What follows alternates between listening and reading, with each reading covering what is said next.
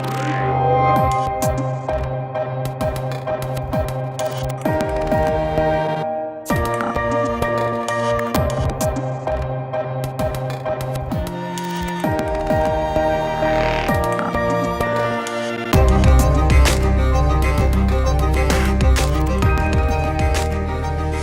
didn't want to make it boring, but let's face it, we need to be reminded of basics, and sometimes basics are boring. So, And for those of you that may not know, whatever, I'm Bill McMullen, and this is Bill Warren. So you know which bill is which.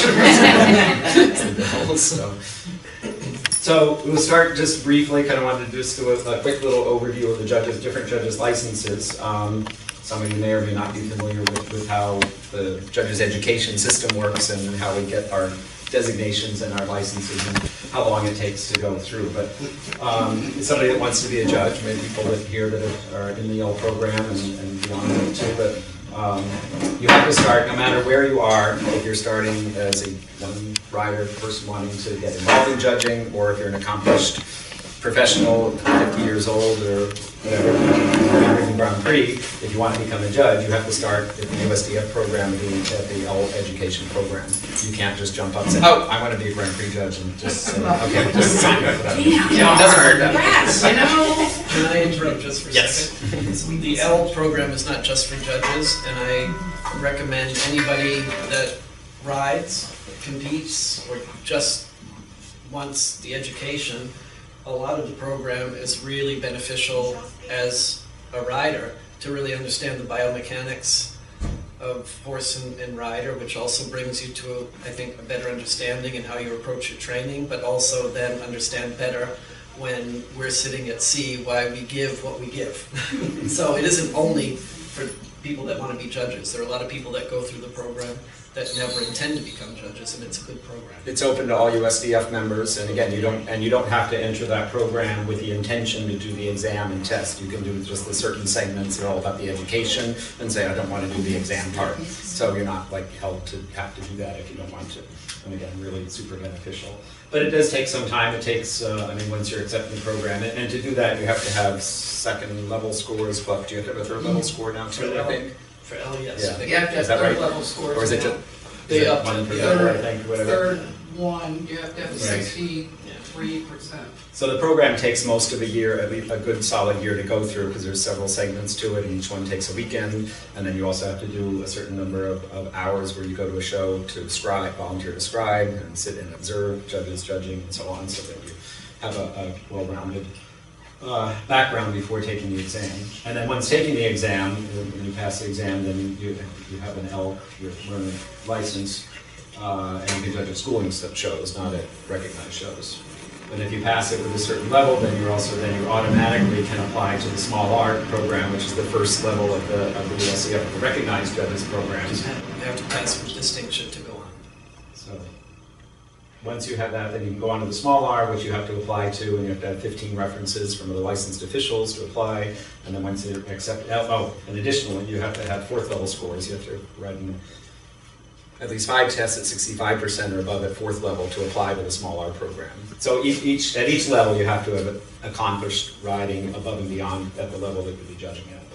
And then through that program, is similar in the training as in the L program. You have a couple of weekends of training session, and then you have to do a lot of apprentice judging, which now sometimes we do as in a group rather than just individually. Like the group, if they have 10 people that are in the program, those 10 people actually can hire a judge and go to a show and not be part of it. They sit on the outside, and they have their own instructor judge that we pay to do, which actually is really effective, and it's been really, really well received in terms of how the apprenticing works. So and it doesn't disrupt the show. Right. So if you have to, yeah. So that's actually worked really well. So anyway, so moving along, so from small R, then, you have to judge for once you pass the exam, you have to do it for 2 years before you can apply to the next level.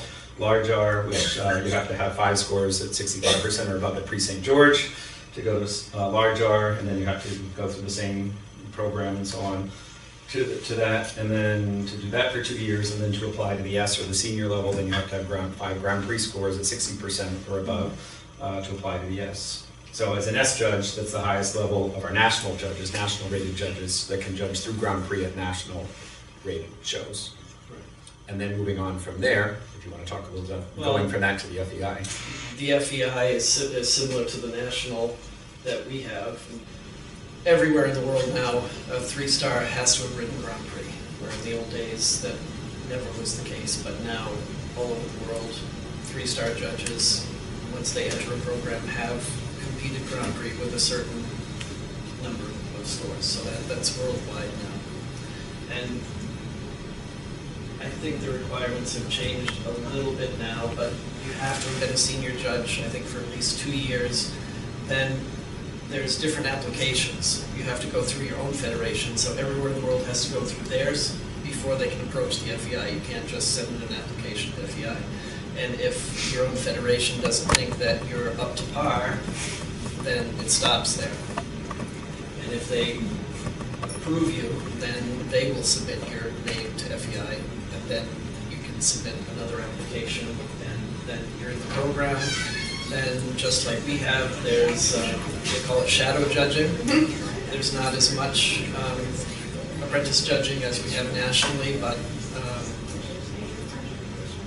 I think it's 2 shadow judges, which has to be from 2 foreign judges. So when I did mine, I couldn't use any American judge, so every competition that I went to, it had to have 2 foreign judges that would say yes. And sometimes maybe there was only 1 foreign judge. Couldn't do it. And there has to be a certain number of Grand Prix horses available, or it doesn't count. You have to have 8 horses at least, or it doesn't count. And if you get approved with 2 foreign judges and you show up and 1 scratches and it's only 7, boom, you lose that show. So it's not. You have to jump through a lot of hoops. Yes, there are a lot of hoops to go through. Anyway, then if you get through your shadow judging with rave reviews, you also have to do a certain number of sitting in with different FEI judges. And they also turn in, not written, well, they do have to grade you, but anyway. When all of that is done, then you can, they decide whether you're worthy to move on to the exam, and that exam can be anywhere in the world. When I did mine, it was Belgium. So, And now, and Bill has his FEI 3-star now, and now you're on the list to I'm take going his 4-star. 4-star I hoped to exam. make the exam in Moscow 3 weeks ago, but the course was full, so hence I'm now in for next November, which is in Germany. So I didn't really want to go to Moscow in December anyway. So. And I'm a large R now and have been for 2 years, so I just applied to the S program, and just a couple weeks ago got my letter that I'm approved for the S training. So now I'm at the place, though, it still means there's a long way to go, because now we have to wait for, there's only 4 of us on the list, so we have to wait till there's enough people, like 8 or 10 to have a group, and then somebody has to run a program. Same thing in the FEI. And so on. So it's still a couple years away, but at least that's the next step. But to go from S to 3-star, there's an age restriction. We don't have any nationally, but FEI does, and they've just bumped it up, I think, a year ago. If you don't have your application approved by 57, then you're out, you can never do it. And the same thing going from 3-star to 4-star. I want to say it's 62, but I'm not positive. So if you don't have your 4-star by the time you're 62, you can't go on.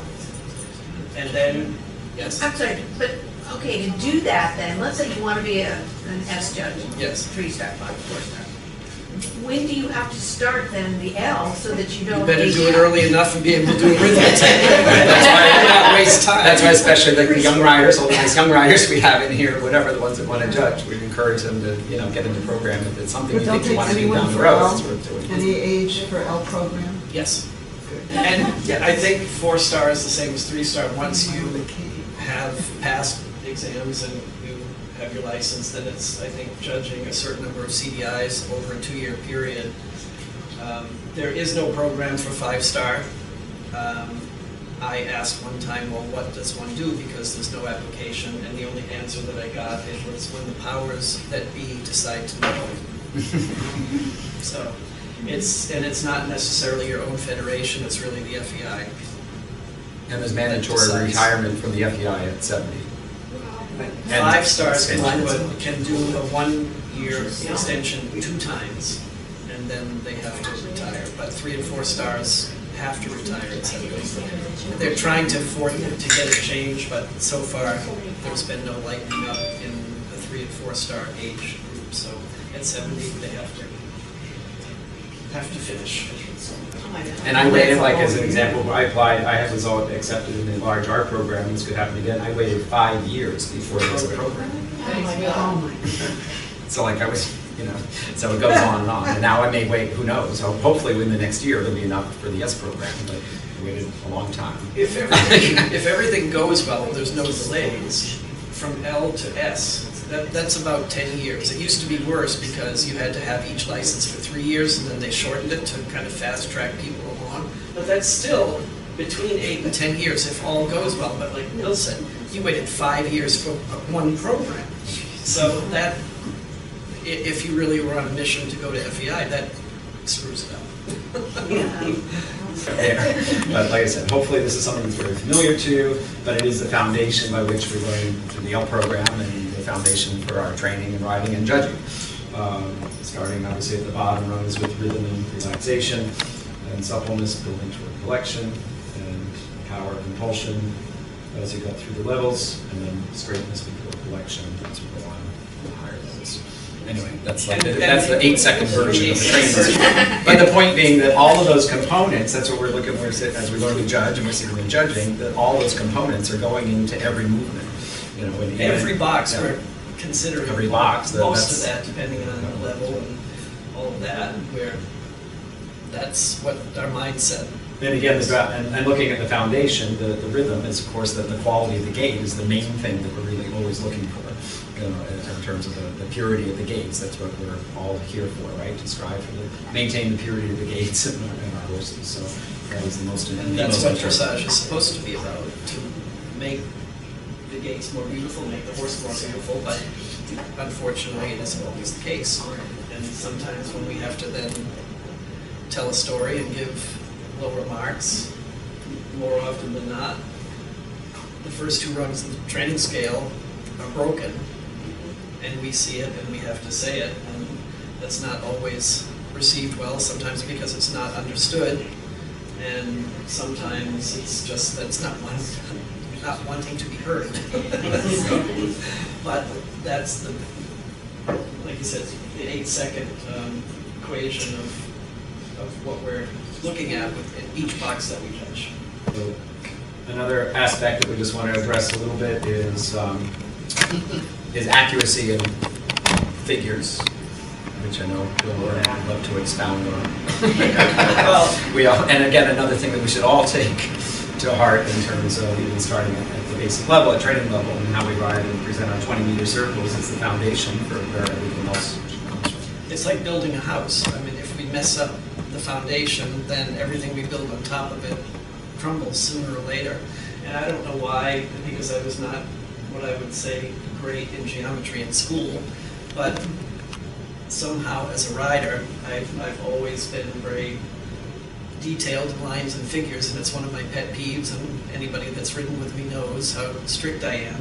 But to me it makes sense, and if we wander around the arena every day, how can we expect to build balance and engagement in our horses when we're riding wrong figures, riding corners that are so out of balance with the wrong bend,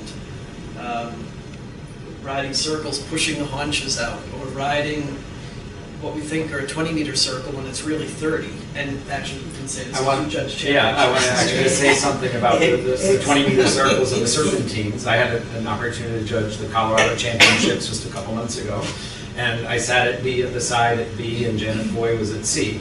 And we had a whole afternoon, many hours of training level in the adult amateur champ. We had several divisions actually. But there's a circle, the 20 meter, there's a canter circle in the center, and around X, and almost, I would say, at least 8 out of 10, if not more, people touched L and I. If you touch L and I, how wide is your circle? Does anybody know? How many meters? 18. 24. If you go all the way out to L, you're doing the opposite of that, right? So you add, yeah. So that's 2 meters past. So you're doing it's 24 meters, right? So if you touch L and I, and a lot of people end up learning. I'm surprised that sometimes a certain people have been riding a certain level or whatever. They say, yeah, that's where the 20 meters is. This, no, L and I is not 20 meters. So you have to have. I mean, to me, as much as you may not want to learn geometry, there's a little math involved that you've got to kind of force yourself to know a little bit of math and how many meters things are. But the corner letters are 6 meters from the corner, and it's 12 meters to the next one, and the next one, and so on. So that you can break that down. Because hence then, and then that goes on to second level when you have the 3-loop, the can or serpentine, whether it's counter can or simple change. Where it's the same thing. Almost everybody, and I sat on the side for many hours of that too, and 9 times out of 10 they're doing it at L and I, or even beyond, which makes them the middle. It takes away the difficulty, right, for the middle loop then, especially the counter canter. Then it's not 20 meters. If they're making it 24 or 26 meters wide, then it takes away the difficulty. So even if it's a nicely balanced canter, whatever, you have to come down at least a point or more. For that inaccuracy, and that depends a little bit on how inaccurate it was, and all. And then you're throwing away marks. Just throwing them away. If you erase half of each of those circles, that becomes the serpentine. It's the exact same points, but if you don't follow it, then it's. Another little rule of thumb that I like to talk about in terms of like through the levels as people are learning from training level to first level and through the levels is in terms of how to ride corners, in terms of what you think of, in terms of how deep the corner is. Because so many people, even if they're on a young horse or at the low level, are taught, it seems like there's people out there that have been taught, say, oh, you have to go really deep in the corner. Well, a young horse can't go, that doesn't have the balance, right, to go in a deep corner and maintain the quality of the gait and the connection and everything to do that, right? It has to be reasonable and appropriate for the level and the size of the age of the horse and so on. So as a general rule of thumb, if you think of training, training first and even the second level, that the corner can be ridden as a quarter of a 10-meter circle and not deeper than that. And then at third and fourth level, it can be ridden as a quarter of an 8-meter circle. And then at pre-St. George level and through the FEI levels can be thought of as a quarter of a 6-meter volte. So then you have your FEI corner. But at training level, and I sit there at sea and judge it sometimes when I'm sitting there, and at training level, and you see people come in and are going to ride up, a 6-meter or 4-meter turn, and of course, then all kinds of problems happen from that. But I just want to add to that because sometimes it always seems like we're picking on the lower levels. But the point of this is that it leads to then, hopefully, the correctness even in a Grand Prix horse. But sitting judging Grand Prix as much as I do now, it's amazing how the half passes end up having trouble in the Grand Prix, but there are many that can't ride a corner correctly, and that sets up the double half pass in the Grand Prix. But when they were never detailed along the way, oh, why am I only getting 6s on my half passes? Well, because it's not engaged, it's not bent, it's not in self-carriage, but how can it be when you've wandered around the arena, wandered around the short side without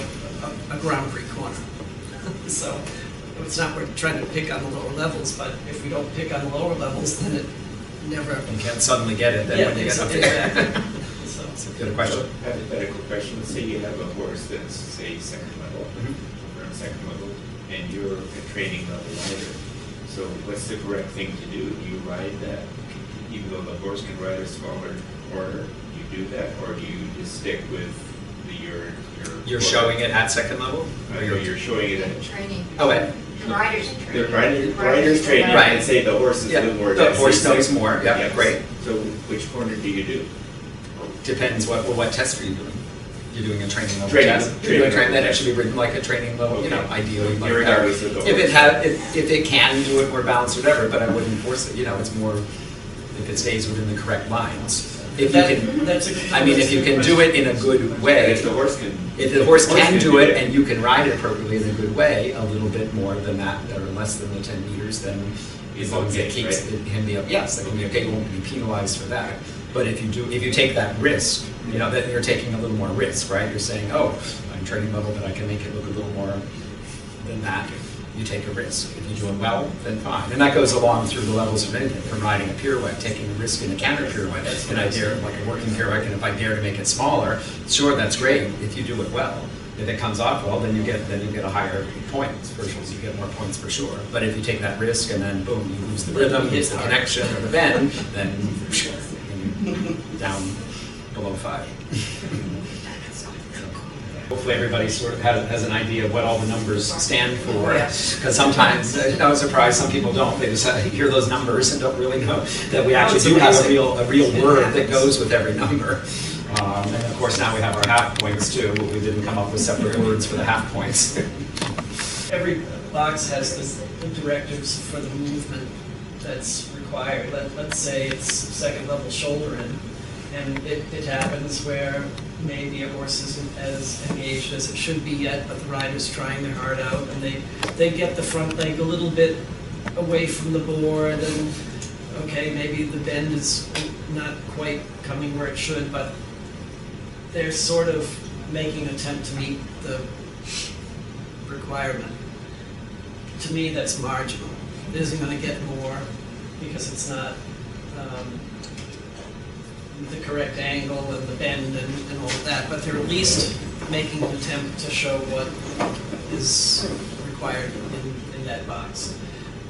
Whereas sometimes the half points become useful in some of the tests, whatever test has the half circles left and right. Sometimes you have a well-balanced horse that bends and carries itself through one side, and then maybe there's just a little bit less bending to the other side. That's where having the half point can become useful, or maybe medium trot where the transitions are all in the same box. It's not a separate transition, and the rider does a good job in riding the medium trot, and then maybe you're thinking, well, I'll give it an 8, but then the transition on the other end wasn't as clear as it was developing it. You say, well, I was going to give it an 8, but I could come down 7.5. So there's times like that where the half marks can be useful. I don't like to use them all the time just because I can't make a decision.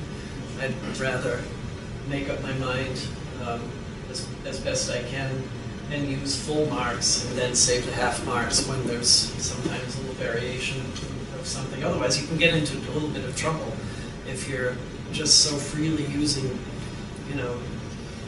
half marks. Sometimes your score ends up, you suddenly see it on the board and go, oh my God, I didn't think I scored that high. But the half point, if you think a half point all the way through, if you're sitting like whatever, one judge is on the side and the other there, if you're like a half point up or down the way, that adds up at the end of 30 movements. That's a lot of points. And it can mess up the placings that you knew how it should be in your heart. It can mess it up. So you really have to be clear in your mind and be brave enough to use full marks and save the half marks for little variations and things. When we did the initial judges training so many years ago, of course half points we didn't have it then, as most of us learned, Maryland too, that we learned it with just full points, and that was very much in the training. It's like, this is a 7, this is a 6, this is what you to look for, and so on. And probably there was some talk, oh, it's a big 7 or a small 6 or things like that, which is where I think then, but really you had to really learn and be trained to say that's what it was. And now with the half points, you have a little more latitude to change.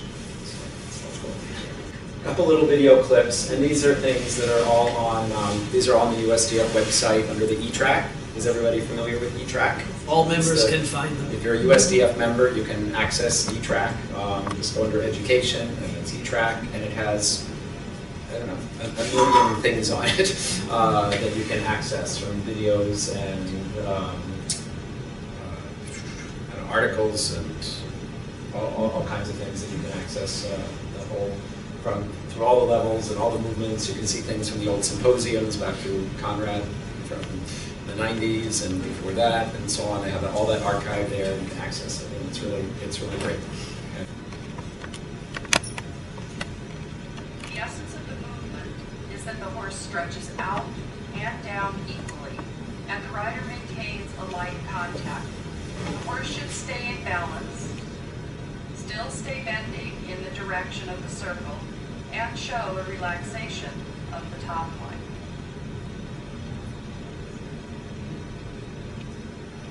Jill does a very good job staging this insufficient score. The horse only brings his head up, and right And we drop see is this. back. This is It happens. it Horses happens. go above the bit in the stretch. She They're is above the. fulfilling none of the requirements. The second horse shows only a modest stretch, but the tendency here is to curl up rather than stretching out.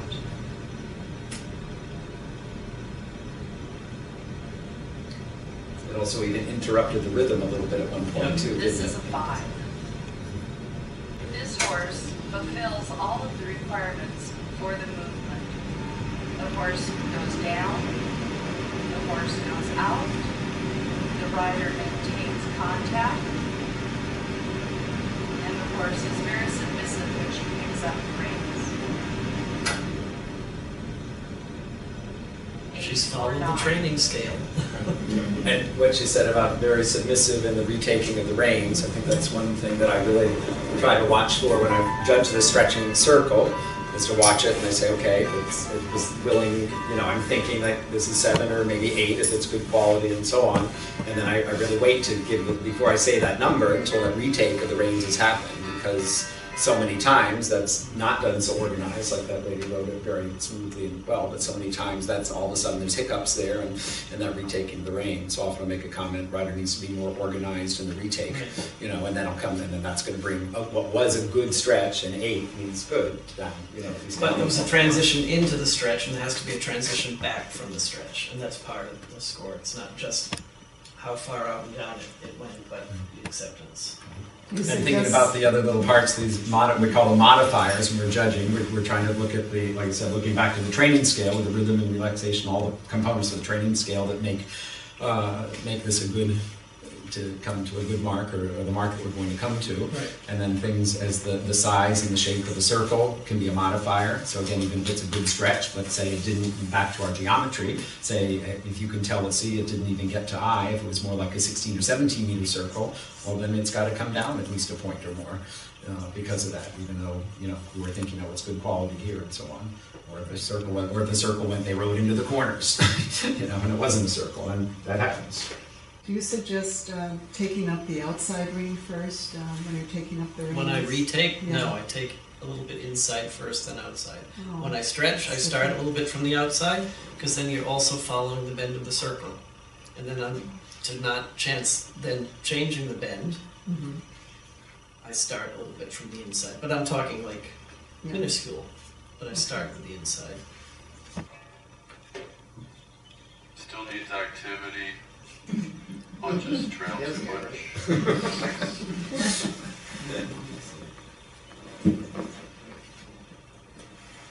Slight tilt to left, 7. So the nose gets held out at the outside.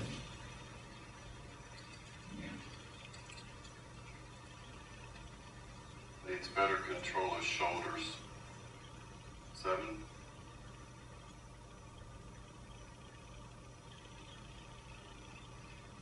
Slight tilting to left, 7.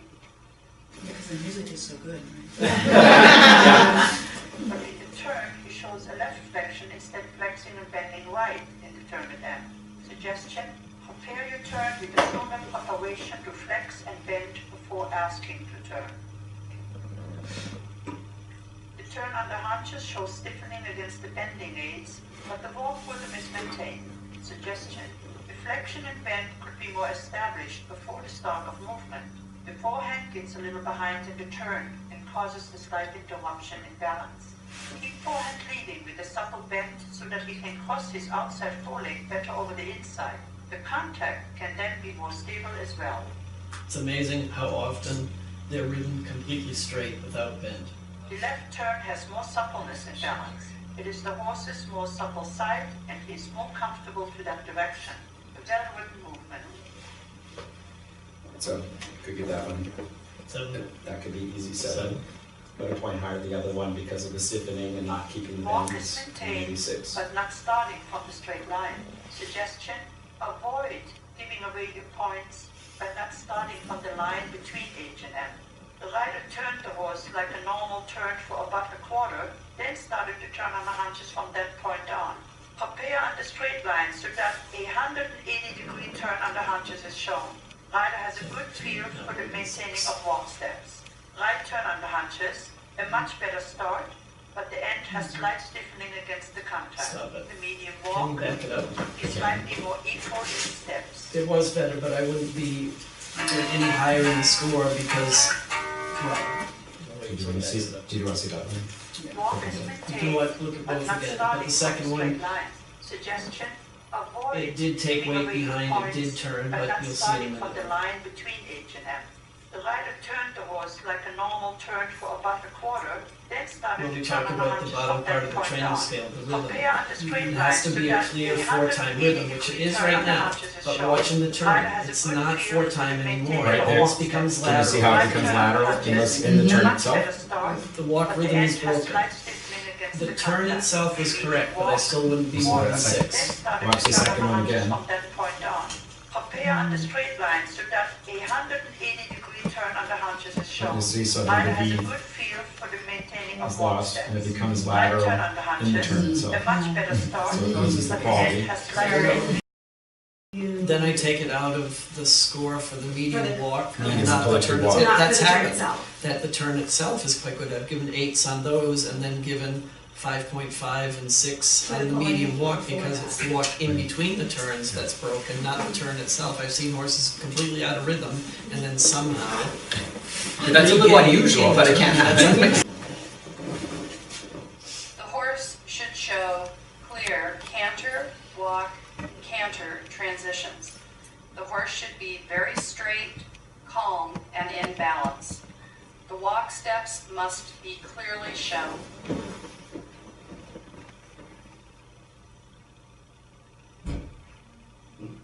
You see that? There's no walk shown on the first simple change. A 4. And on the second simple change, there is walk, but a wrong lead. So the same Also score for two four. very different problems, right? Two different issues.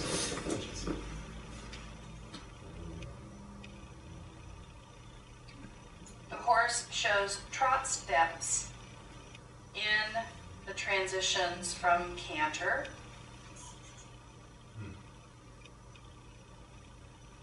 The transitions must also be more fluid, and the horse should have a longer neck. The score on both transitions, a 6.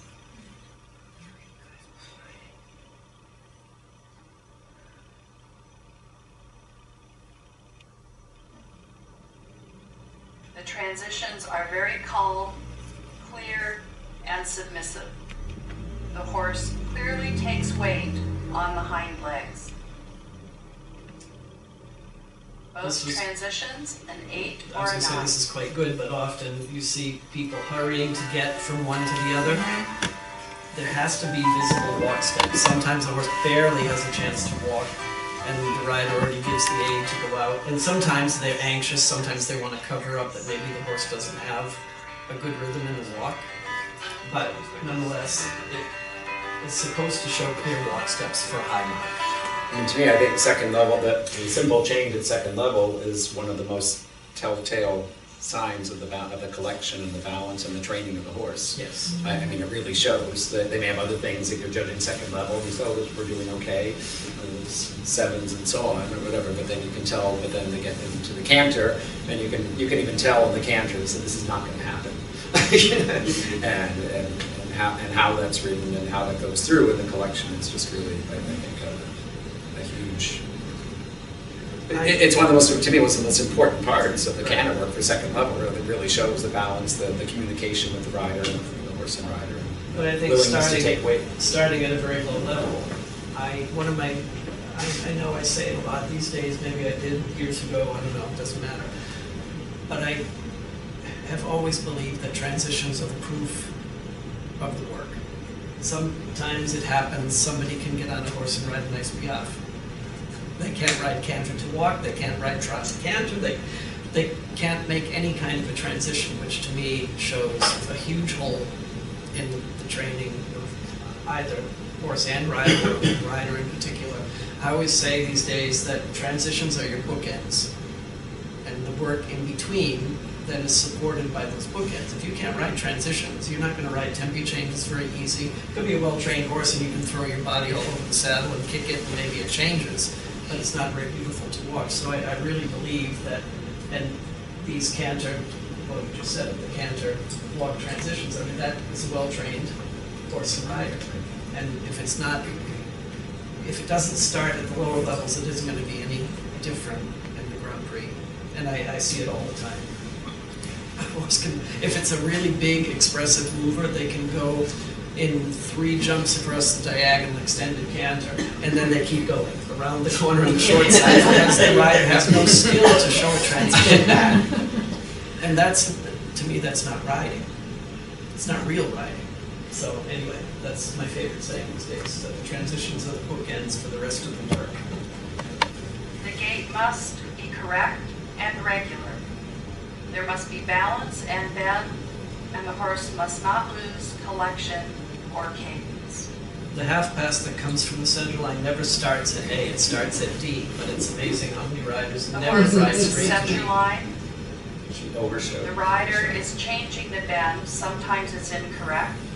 And there is a Sort of late, distinct right? loss of cadence. Score 4. Went to the side, but that's about all we can say, right? Horse And that's shows another bend important and bend is and all that, fairly but the cadence accurate. of the trot can't However, change. the rider never straightens on center line, and the haunches lead pretty much the entire movement. Score 6. Or a little less. With the haunches leading that much, maybe The less. horse is uphill. The rider shows There's a a clear nice shoulder straightening forward. on center line. There is bend and cadence. Score 8. But that rider also is very detailed, and she rode a true shoulder 4 from A to D. She didn't turn from A and kick the haunches sideways over the center line, which is hard. Like the one before, the black horse did Yes. before, whatever. Like I said, the haunches were already leading in the turn itself, they're already leading. So that's okay to show a shoulder in for a few strides? Shoulder 4. Shoulder forward, not full-fledged shoulder in, but just shoulder forward. The position is straight, as Dan said, it needs to be straightened. Shoulder 4 is about straightening, right? Not bending. Shoulder and then has Reposition bend. So this one, it talks about in the canter pirouette, the working pirouette for 4th level, it used to be 5 meters. That was now years it's ago. 3. So this one actually talks about a 5 meter one, but it's still So the same. don't listen to that. The same, Don't go and do it. but the same principle in terms Yes. of functioning and developing the working pirouette. This ties in with what you said. If you're on a horse that, say you have a Grand Prix horse, now you're going to show it at 4th level, and you think you're skilled enough to then ride a more proper pre-St. In the George new pirouette, 5-meter canter that pirouette, can be good, but if the it horse fails, must show then you're going us to hit hard because then the it's not transition doing to justice very to the collected training of canter. either of you horses. staged 3 or 4, the rider shows no attempt to collect the horse. That's a big. Merely gallons to the rail, spins the horse around. Made a circle. We see a lot of that. Clearly, he none of the requirements. The rider tries to collect the horse. The horse does his best, but loses a little bit of the rhythm and gets a little bit tense over the top line. Score 6. So there's one she actually make fairly small, right, for a working pirouette, but the quality, like you said, the quality, the connection, everything was kind of The horse lost. shows a very good canter coming in. There's a clear collecting. The horse sits down, takes weight, and is submissive to the turning aids, covering 5 meters. This fulfills all of the requirements. Score 8. No, but that's nice that you pointed it out, because I was thinking to myself, for the level that it just showed, that was quite a nice turn. But I wouldn't give it a 9 or 10 because of the tail. There's tension there. So yes, I could, both Bill and I could pay attention to things like that. But it did meet all of the requirements and it was very willing, but that would be the reason for not the 9 or 10. We already talked about how important the geometry is, because the Prix St. George has the 8-meter volte, and I have literally had to sit and judge 40 and 50 in one class of the Prix St. George, and I hate sitting at B or E because that's all you see. Well, you see a lot of other good stuff too, but it's amazing out of a large class when more than 3/4 cannot ride a proper volte. And so you sound like a broken record sitting there, that it's not 8 meters. It many times is 10 meters, which the C judge also gets to see. It's like the 20-meter canter circle in the middle, they said that's really 24 meters. So it's the same thing sitting on the side, we see a different perspective. It's not started properly, so the horse is sideways going, haunches escaping, hind legs crossing. But it's got extravagant movement and all that, but it's not more than 6. It's not a proper volte. So that's why I hate judging on the side. But that's what makes for these differences in the scores when you're sitting there at Global or one of these places where you're watching the scores go up, or a place where you can see, you know, the differences, and think about the judge's perspective from the side versus the front can be very different. Not just in geometry, that can be one thing, of course, at certain levels. But then the outline and the connection to the horse is very important and can be perceived in a very different way. When you're at sea and everything is coming at you, and you know, the horse maybe it shows the bend and so on, but maybe the mouth is more open and the connection isn't so good. You're not seeing that as clearly as when you're on the side. You're seeing like that mouth open and being more down on the shoulders and so on the side. So you may be down a point. You know, at all the movements, you could be a point lower through a lot of the movements when you really see things from the side, when the C judge is seeing it straight on.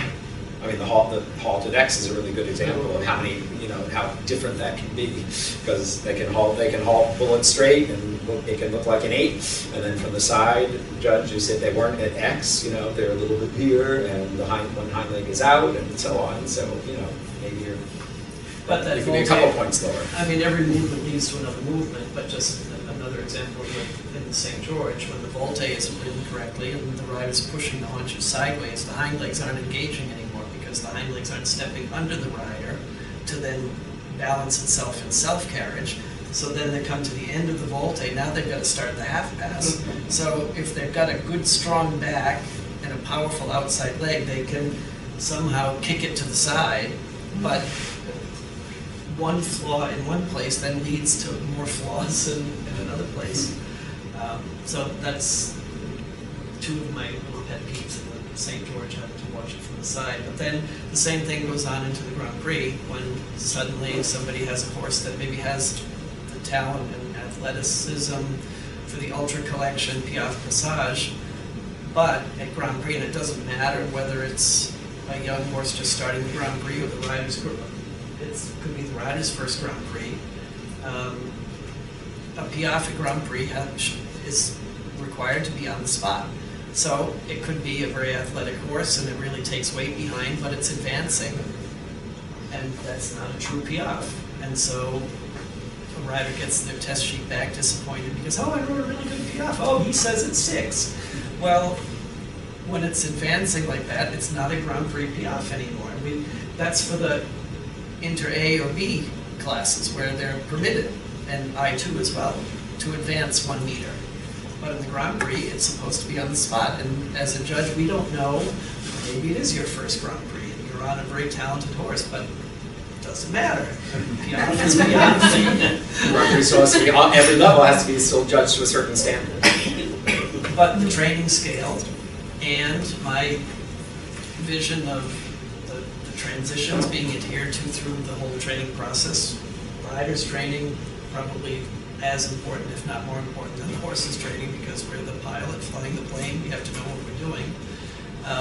And then the same for the passage. You might have a horse that has an extravagant front leg, and the rider thought, well, you know, I was really going forward and I have all this suspension, but the hind legs are hanging out behind. A passage is supposed to meant to be really closed under, so the horse is balanced in self-carriage. So those are the details that a lot of riders just don't have enough understanding of yet, and leads to disappointment when one gets to the scoreboards. And it's not that we're trying to be mean, but we have a certain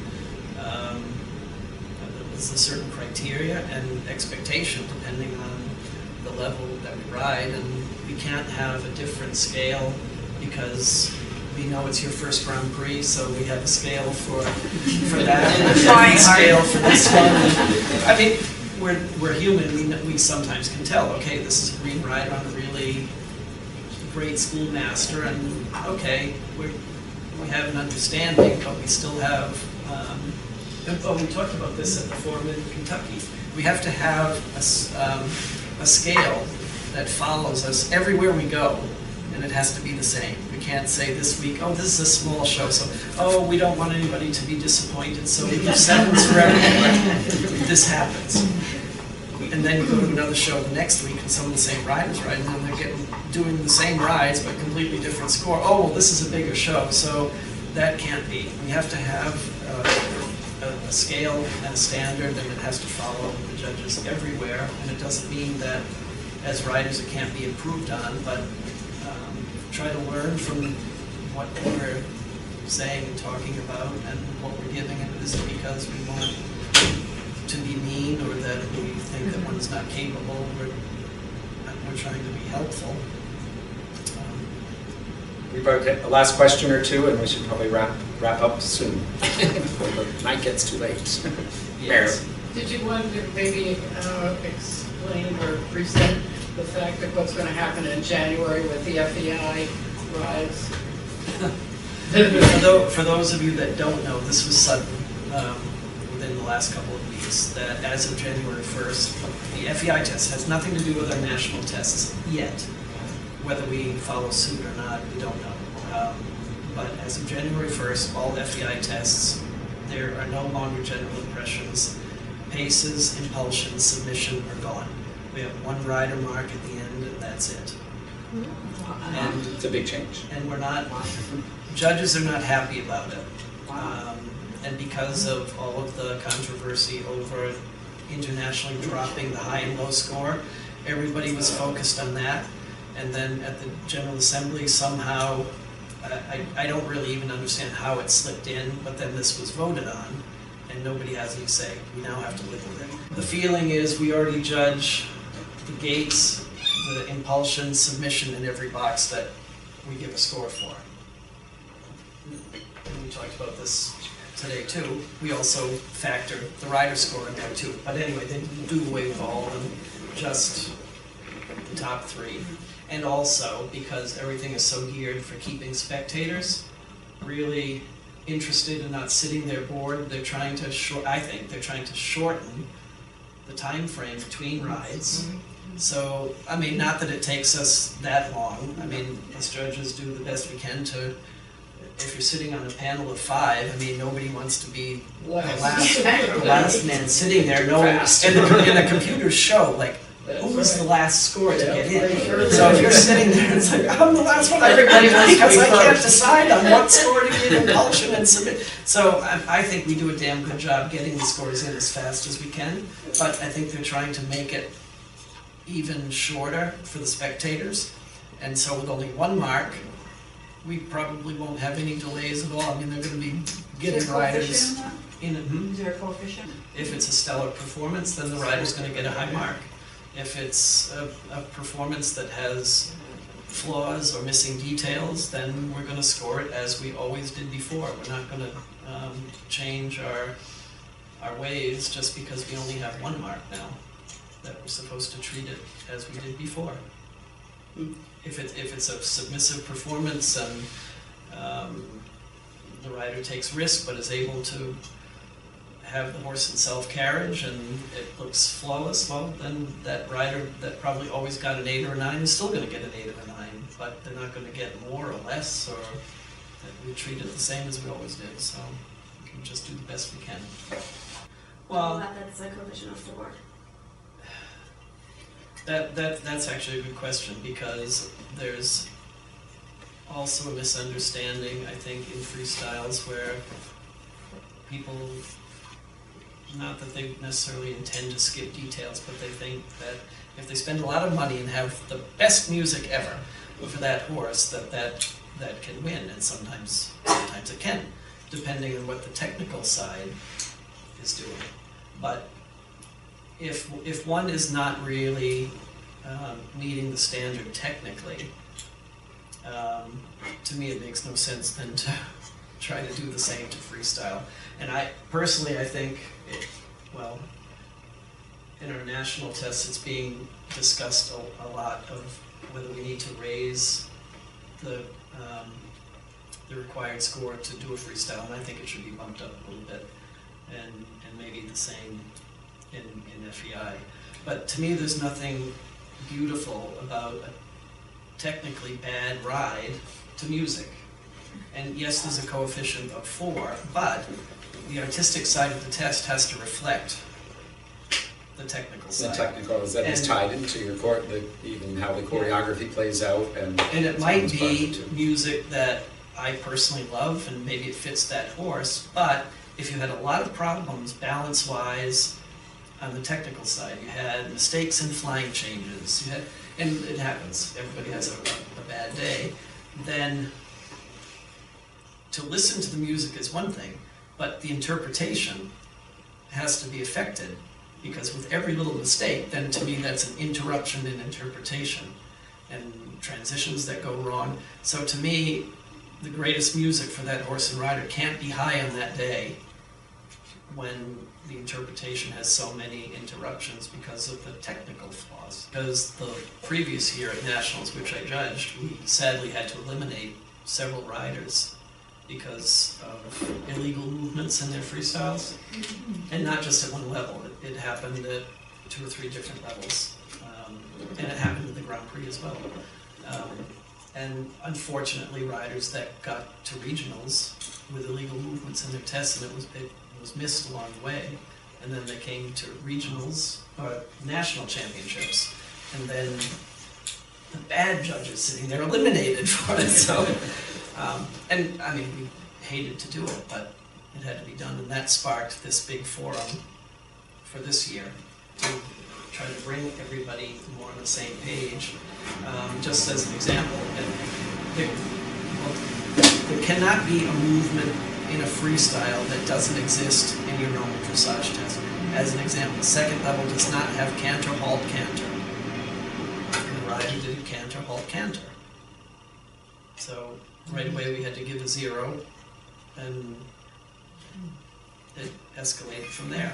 And then a Grand Prix rider, which should have won, it was going to be our winning horse, never rode transitions, passage, piaffe, passage. They did individual piaffe, beautiful piaffe, on the spot. Passage, nice piaffe, passage, but never linked them together, so there was no transition score. So 0 for transitions, and then 5.5 on degree of difficulty, and 5.5 on choreography, which... That's now a standard thing. If there are 0, if you have these things that are missing movements and so on like that, then we now have it, and we've changed it for the U.S., for the national level as well, about making these new standards that the degree of difficulty and on the other side can't be higher than the 5 or 5.5. Anyway. So, any other questions? Thank you all very much.